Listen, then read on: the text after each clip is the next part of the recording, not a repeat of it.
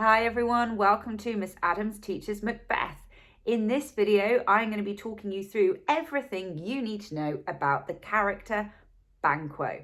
So every part of the video will be based on an aspect of Banquo's character or his role within the play and his relationships with others. I'll give you key quotes, I'll take you through points of analysis, and I'll discuss relevant areas of context to help you in any wider text question on his character.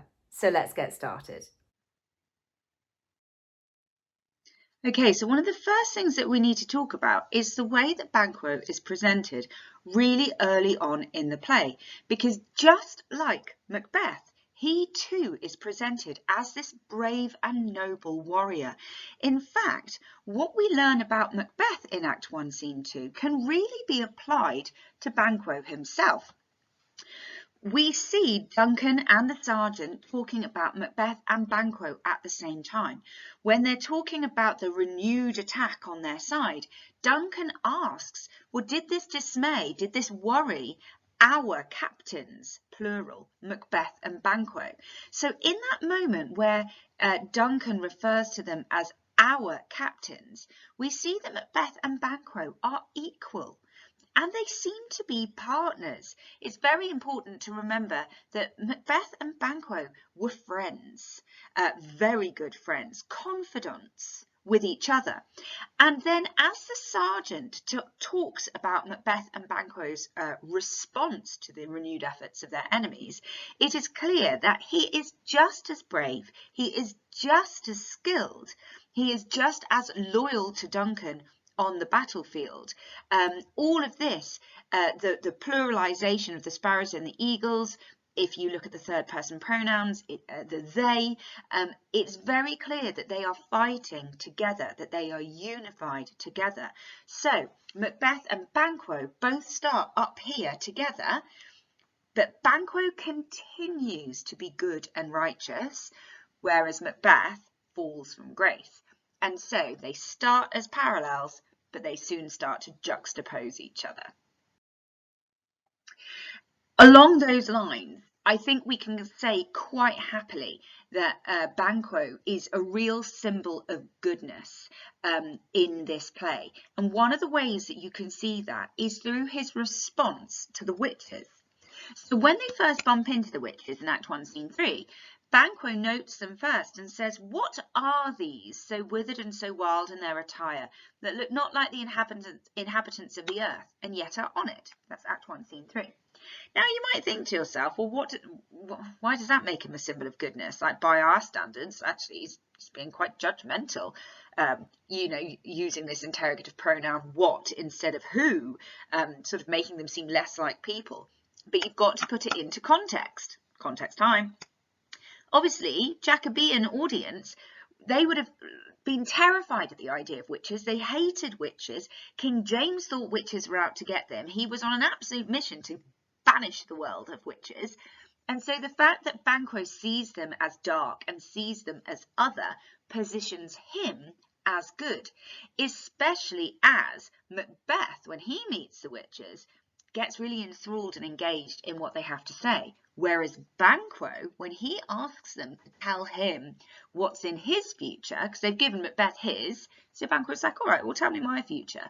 But he makes the point that he neither begs nor fear your favours nor your hate.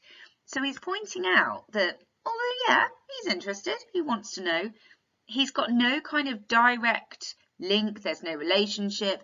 He's saying, I'm not scared of you, I'm not impressed by you, I'm not desperate to know, I'll just take what you have to say, whatever.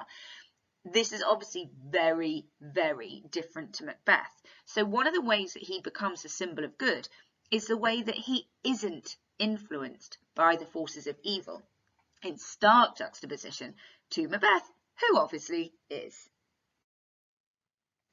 And on that similar note, Banquo is a character that is full of wisdom.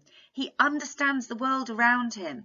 And in this moment in Act 1, Scene 3, he offers Macbeth like a warning or a little bit of advice in relation to what the witches are saying. He says, oftentimes to win us to our harm. The instruments of darkness tell us truths, win us with honest trifles, to betray us in deepest consequence. So we've got this lovely metaphor here about them being the instruments of darkness. So they are working on the behalf of darkness, these witches. And he's saying to win us to our harm. So we've got this juxtaposition. He's basically saying that these kind of dark forces, their intention is to harm us, even though they might seem the opposite. And then he gives an example of what they might do. Note the repetition of win here. Win us with honest trifles. So give us little tidbits of honesty to make us trust them. And then that means that they can be betrayed in deepest consequence. Now, this is a brilliant moment of foreshadowing, because what Banquo says is absolutely bang on. The way that the witches get Macbeth to trust them is by giving them these little bits of information, Glamis, Cawdor and King thereafter. By saying Glamis and Cawdor, Macbeth is like, oh, it's true, it's true. He believes them, and then that means that he also believes the second set of prophecies, which incite his hubris but are full of loopholes. Banquo sees through it from the beginning. Now, later on in the play, much later on, Macbeth is talking about why he fears Banquo. This is after Macbeth has killed Duncan and become king. And he says, "'Tis much he dares, and to that dauntless temper of his mind, he hath a wisdom that doth guide his valour to act in safety." So Macbeth is saying here that not only is Banquo brave, courageous, so he's got a dauntless temper of the mind. Dauntless means, brave and courageous. And then we've also got that idea repeated again through valour. But look at the personification here. His wisdom, his intelligence guides his bravery to act in safety. So he's saying Banquo is not impulsive. He doesn't just act, and he'll think things through, which means that Macbeth has something to be frightened of here, because that wisdom is going to help Banquo figure out what's going on, which is why ultimately Macbeth has to kill him. And on that note, Banquo becomes suspicious of Macbeth quite early as Act 2, Scene 1, which is before Duncan's even been killed. He doesn't explain why. He might not even know it himself. But when he says, "A heavy summons lies like lead upon me, and yet I would not sleep." So this wonderful both metaphor and simile suggesting this kind of heaviness that is settling on Banquo. But even with this this feeling of dread that's exhausting him, he's saying he can't sleep, or he won't sleep, rather, I would not sleep, because merciful powers restrain in me the cursed thoughts that nature gives way to in repose. So he's having nightmares, and he's actually saying here, please stop my brain from creating these cursed thoughts that nature gives way to in repose. That means while sleeping. So that means that in his dreams, he's having thoughts that he thinks are terrible, and it means he doesn't want to sleep. So we can only guess what those thoughts are, but I know what I think they are. I think that he is worrying about what Macbeth will do.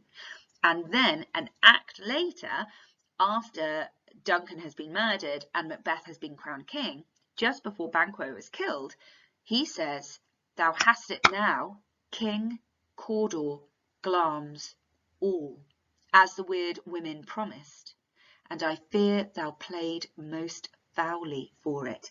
Now this is the superlative adjective that I'm interested in here. Most foully, as in the worst thing you could have done. And what was the worst thing that you could have done in that time, in the Jacobean era? Regicide, killing the king. Because, context note, Divine Right of Kings said that God chose the king as a direct vessel of himself. So in murdering the king, in committing regicide and treason, he is also going against God. Banquo fears that that is what Macbeth has done, quite rightly. And he dies because of it. And he dies because of it because he becomes this source of fear, maybe even a symbol of fear to Macbeth. He says in Act 2, Scene 1, he says this to Lady Macbeth, "Our fears in Banquo stick deep, and in his royalty of nature reigns that which would be feared." So look at the metaphor here. The fact that the fears are sticking deep, it's almost like a metaphor of a weapon, that his fears of Banquo sort of stab into him. They go all the way through like a knife. So it shows just how intensely he fears Banquo. And then he goes on to elaborate what it is he fears. And he talks about the royalty of his nature, which reigns. So we've got two words here that connote royalty, majesty, kingship, because he's reminding us of what values and virtues Banquo has in comparison to him. Now, after he has had Banquo killed, the fear escalates somewhat. Now, you can argue that this comes from a place of guilt. What I am, of course, talking about, as illustrated in this quite disgusting picture, and do apologise for the gruesomeness of it, is when he sees Banquo's ghost in Act 3, Scene 4. So some people see it as a kind of version of the supernatural. Some people see it as guilt. Some people see it as remorse. I don't think I'd go that far. But Banquo's ghost he sees. I always like this line, "Thou canst not say I did it, so you can't prove it was me." Whether he's saying that to Banquo or to the guests, it's slightly ambiguous, but this bit is definitely to Banquo's ghost. "Never shake thy gory locks at me." So this means that in his mind he is seeing Banquo shaking his head, and the gory locks is because, as illustrated here, his hair is so full of blood. It's not very nice, really, is it? But this is really important because it demonstrates his fear of Banquo, demonstrates to the audience his deteriorating mindset. Because although he's full of this kind of mad overconfidence, it means that, you know, he's willing to talk to murderers in the midst of a banquet, he also reveals that kind of madness to the people around him.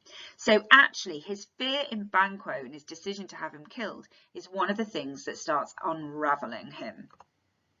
And then another quote here just to demonstrate his fear, also from this particular scene at the banquet. "Approach thou like the rugged Russian bear, the armed rhinoceros, or the I can't say that word, Hyrcan tiger. Take any shape but that," being Banquo, "and my firm nerves shall never tremble." So what we've got here, we've got this lovely triadic listing, or list rule of three, of animals. So a little bit of like, yeah, just animalistic imagery. So he's like, I would rather be approached by a bear, a rhino, or a tiger. So we've got this semantic field of dangerous animals, of predators. He's saying any of them, I'd be fine. But you, Banquo, I can't cope with that. So it demonstrates just how fearful he is of this hallucination. Last point to make. Because obviously by this point, Banquo is dead. So, you know, what else can you say about him? But actually, when we get to Act 4, Scene 1, and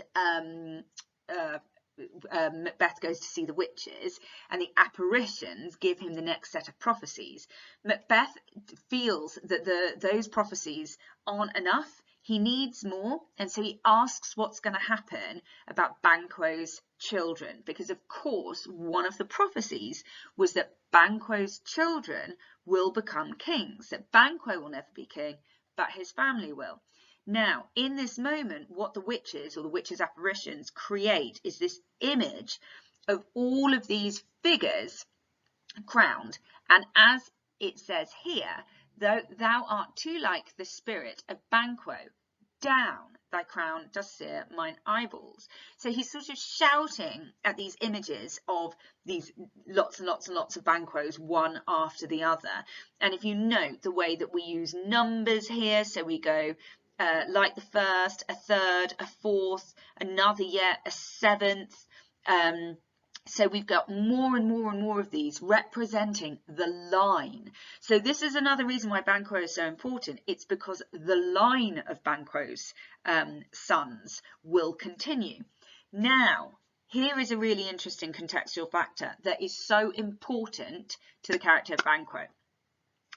At the time, the Jacobeans thought that their king, King James I, was actually a descendant of the original Banquo.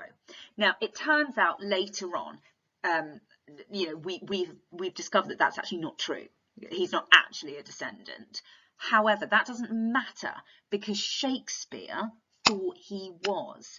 And so this bit here, and some I see that twofold bulls and treble sceptres carry, that is a direct allusion to King James and the uniting of Scotland and England. Okay, so this is actually, that reference is, this charmingly handsome chap here, is King James. So what Shakespeare is doing here is he's doffing his cap to him. Yeah, he's like, yeah, King James, that's right. We know you're a descendant of Banquo. And that helps us to understand why Shakespeare makes Banquo such a good character. Someone who is not swayed, who is not corrupted, whose children are the true lines. It's all because he's saying, check you, King James, you're the right king. And there endeth the lesson. I hope that was useful.